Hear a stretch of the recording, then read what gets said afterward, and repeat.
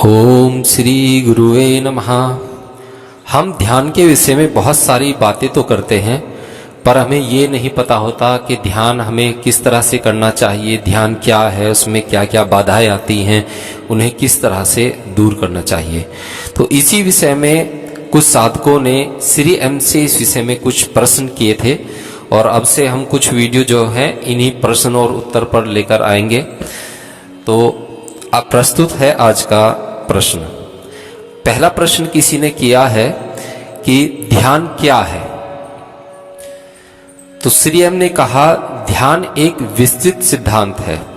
अंग्रेजी में ध्यान शब्द का प्रयोग पतंजलि के योग सूत्र के 3 भागों के बारे में बात करता है: धारणा, ध्यान और समाधि।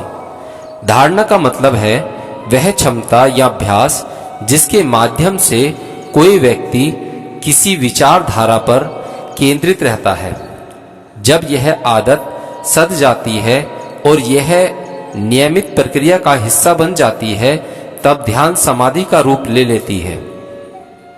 कुछ समय तक निरंतर ध्यान का अभ्यास करने से समाधि का अनुभव होता है। कई बार जब इस तरह का सवाल पूछा जाता है तो वह व्यक्ति तकनीक के बारे में पूछ रहा होता है। जब हम ध्यान के बारे में बात करते हैं तो पतंजलि के योग सूत्र में ध्यान की जितनी क्रियाओं की चर्चा की गई है उन सब के बारे में बात करते हैं। वास्तविक अनुभव अभ्यास से आता है और वह अलग अलग व्यक्ति के ऊपर निर्भर करता है। पतंजलि निरंतर अभ्यास और दीर्घकाल शब्दों का प्रयोग करते हैं। जब हम लंबे समय तक बिना किसी तरह की बाधा के यह अभ्यास करते रहते हैं तो हम उस अवस्था में पहुंच जाते हैं जिसमें हम यह भी भूल जाते हैं कि हम ध्यान भी लगा रहे हैं। केवल वही अवस्था रह जाती है, इसे ध्यान कहते हैं। आप जिसके ऊपर ध्यान लगा रहे होते हैं वो तो ध्यान लगाने वाला होता है। वो और ध्यान की प्रक्रिया सभी एक हो जाते हैं। एक बार जब आपको इसका अनुभव हो जाता है तो सभी अन्य तरह की परिभाषाएं लक्ष्य की तरफ बढ़ने वाली तकनीकें बन जाती हैं। न कहीं पहुंचना होता है और न ही कुछ पाना होता है, बस होना होता है। बाकी सभी तरह की गतिविधियां थम जाती हैं। यह याद रखने की बात है कि यह केवल उस खास तकनीक के अभ्यास से संभव होता है जो सिखाया गया हो। इसलिए जब तक आप उस स्थिति तक नहीं पहुंचते जिसको ध्यान कहा जाता है, तब तक आपको उस तकनीक का अभ्यास करते रहना होता है और इसके बारे में पढ़ना कोई उपाय नहीं है। हालांकि शुरू में पढ़ने से या सुनने से फायदा होता है, लेकिन इसके अभ्यास से समझौता नहीं किया जा सकता। आपको दीर्घकाल तक अभ्यास स्वयं करते रहने की आवश्यकता होती है। जब आप ध्यान में एक निश्चित अवस्था तक पहुंच जाते हैं, तब एक अच्छी बात होती है, आप कहीं भी कुछ भी कर रहे होते हैं और लगातार आपको परमा आनंद का अनुभव होता रहता है, जो अन्य सब अनुभवों से स्वतंत्र होता है। यह स्थायी होता है और यह वही है जिसकी हम सबको चाह होती है। अमर खज्जाम ने अपनी रुबायत में इसी की ओर इशारा करते हैं। सब्र और एकाग्रता की आवश्यकता होती है। अगला प्रश्न, हमें ध्यान क्यों लगाना चाहिए? श्री एम, मैं यह बताने के लिए कि जब हम ध्यान लगा रहे होते हैं तो हम किससे जुड़ने की कोशिश कर रहे होते हैं, आपको एक कहानी सुनाना चाहता हूं। मान लीजिए कि आप सड़क पर खड़े हैं और फुटपाथ की ओर देख रहे हैं। आप देखते हैं कि एक आदमी धीरे धीरे सड़क पर चलता हुआ जा रहा है। वह बूढ़ा है, बहुत कमजोर लग रहा है। उसके कंधे पर एक कपड़ों का गट्ठर है। आप सोचते हैं कि वह कोई भिखारी होगा जो बड़ी मुश्किल से सांस लेता हुआ धीरे धीरे आगे बढ़ रहा है। उसको देखकर ऐसा लग रहा होता है कि वह किसी भी समय गिरकर मर जाएगा। अब कल्पना कीजिए कि सामने से एक बस आ रही है।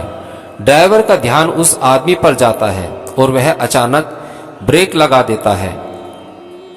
बस की सड़क पर घिसटने की आवाज आती है, हॉर्न की तेज आवाज आती है, वगैरह वगैरह। तो 10 से 9 बार वह गरीब आदमी, जिसके बारे में आपको लग रहा था कि वह अब एक भी इंच नहीं चल सकता, उसके बारे में हमें लग रहा था कि वह गिरकर मर जाएगा, जब यह देखता है कि बस उसको मारने वाली है तो लंबी कूद के सारे कीर्तिमान तोड़ते हुए वह आगे दौड़ पड़ता है। सवाल है, उसने ऐसा कैसे किया? बाहर से उसे देखने वाले किसी को भी ऐसा लग सकता था कि वह अब 1-2 कदम भी नहीं चल सकता। वह इतना कमजोर और बेचारा लग रहा था। जब उसने अचानक अपने सामने बस के रुकने की तेज आवाज सुनी और खतरे को भांपा, तो आपको अचानक क्या हुआ? उसने सड़क की एक ओर से दूसरी ओर ही छलांग कैसे मारी? यह सवाल है। इसको देखने के कई नजरिए हो सकते हैं। पहला, अचानक दुर्घटना की आशंका से वह कूद पड़ा, लेकिन उसके अंदर यह ऊर्जा आई कहां से? दूसरा विश्लेषण चिकित्सीय या जैविक हो सकता है। मस्तिष्क का एक हिस्सा होता है जिसको लिम्बिक सिस्टम कहा जाता है।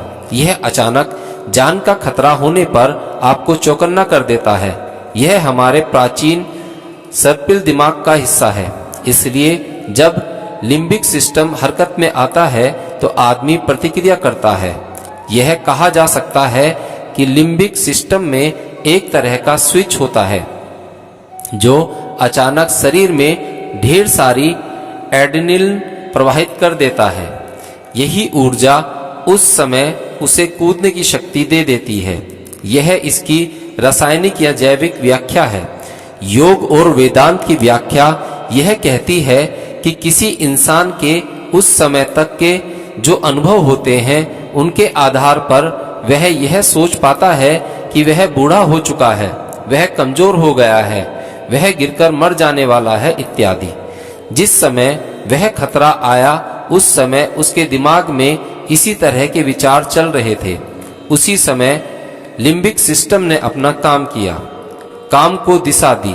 तब उसके पास सोचने के लिए समय नहीं था। वह यह सोचकर अपने आप को इस बात के लिए तैयार कर सके कि वह ऐसा नहीं कर सकता। विचार एक शक्तिशाली हथियार है। यह आपको सीमित भी कर सकता है और असीमित भी बना सकता है।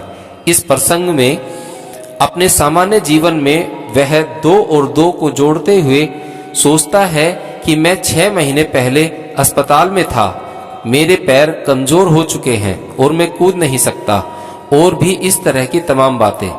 लेकिन जिस समय उसके ऊपर खतरा आया उसके पास सोचने का समय नहीं था और वह अपने आप को यह सोचने के लिए तैयार नहीं कर पाया कि मैं ऐसा नहीं कर सकता। आपकी सोच आपको इस तरह तैयार कर देती है कि आप यह कहते हैं कि आप कुछ नहीं कर सकते, और वह सोच आपको यह कहने के लिए भी समर्थ बना सकती है कि हाँ, मैं यह कर सकता हूं। मैं यह नहीं कर सकता कि आपको सोचना नहीं चाहिए, आपको सोचना चाहिए, पर अपनी समझदारी से भी काम लेना चाहिए, खासकर जब आसपास गुरुजन घूम रहे हों। इस कहानी में शरीर को बचाने के लिए सामान्य सोच से हटकर पलक झपकते ही वह असामान्य सोच उभरी। उस ऊर्जा ने कहा कूदो, और वह आदमी कूद गया। अब यहाँ जिस ऊर्जा ने ऐसा अचानक किया उसको व्यवस्थित रूप से सहेजकर उपयोग में लाया जा सकता है। पहले तो उसका उपयोग दिमाग को एक तरह की अवस्था से मुक्त करने में सोच की ओर अधिक विस्तृत बनाने के लिए किया जा सकता है। दूसरा, इससे ऊर्जा के अनंत स्रोत तक पहुंचा जा सकता है। अगर इस तरह के भाव कि मैं यह शरीर हूँ, मैं एक आदमी हूँ, मैं एक स्त्री हूँ, मैं एक बच्चा हूँ, या यह कहें कि मैं एक बूढ़ा आदमी हूँ से मुक्त हो जाए या कुछ समय के लिए उसका त्याग कर दिया जाए, तो यह संभव है कि हम अपने अंदर मौजूद ऊर्जा के उस स्रोत तक पहुंच सकें। सौभाग्य से यह आनंदित करने वाली ऊर्जा है, दर्द देने वाली नहीं। पुराने जमाने से हजारों सालों से पूर्व और पश्चिम के लोगों ने, विशेषकर पूर्व में जहां लोग अपने अंदर झांकने के बारे में ज्यादा सोचते थे, यह पाया कि सभी तरह की ऊर्जा का एक सार होता है। एक तरह की असीमित चैतन्य बोध और आनंद की छोटी सी चिंगारी हम सभी लोगों के भीतर होती है, हमारे आनंद के आधार में होती है। उसका अनुभव करने के लिए यह जरूरी होता है कि आप अपने आप को इस तरह की सोच से निकाल लें कि मैं सीमित हूँ, मैं यह शरीर हूँ, मैं यह नहीं कर सकता और मैं वह नहीं कर सकता। इस सोच की यह प्रक्रिया एक तरफ फिलोसॉफिकल है, जो दूसरी तरफ यह व्यवहारिक है। इसके व्यवहारिक तरीके हैं कि किस तरह से अपनी सीमित करने वाली सोच को परे किया जाए, कम से कम कुछ समय के लिए, और धीरे धीरे उन्मुक्त होकर आनंद पूर्वक ऊर्जा से भरपूर अवस्था में अधिक से अधिक समय बिताएं। यह साधना है जो यह बताती है कि किस तरह अस्तित्व के सार तक, भीतर तक पहुंचा जाए। वह सार जो सभी जीवों में एक समान होता है, चाहे तुमने उसका अनुभव किया हो या नहीं। वह सार या मूल जिस तक ध्यान के माध्यम से ही पहुंचा जा सकता है। अगले प्रश्न अगले वीडियो में।